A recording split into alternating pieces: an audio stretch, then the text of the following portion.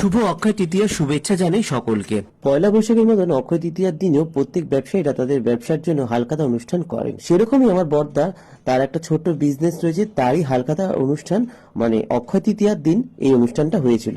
যেহেতু বড়দার বাড়িতেই হলো বড়দার এই বিজনেসটা, তাই জন্য বাড়িতে ছোট করে প্যান্ডেল করে সুন্দর আলো লাগিয়ে ফুল দিয়ে বাড়িটাকে সুন্দর করে সাজানো হয়েছিল। আমি ঠিক সন্ধ্যাবেলায় গিয়েই আগে ভালো করে ভিডিওটা করে নিয়েছিলাম, কারণ এরপরে যে মানুষের ঢল নেমেছিল তিল ধারণের জায়গা ছিল না।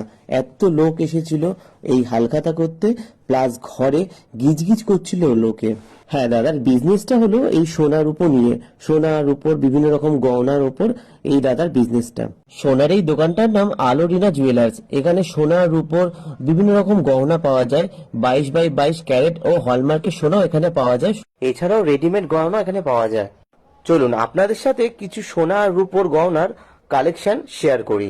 আমার বিয়ের সময় এবং আমাদের অন্যান্য যা গহনা দরকার পড়ে সব এখান থেকেই আমরা পারচেস করি।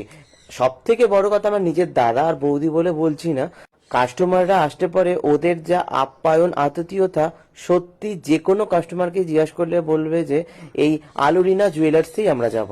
আলোরিনা জুয়েলার্সে আপনারা আসবেন কি করে তার আমি অ্যাড্রেসটা দিয়ে দিচ্ছি।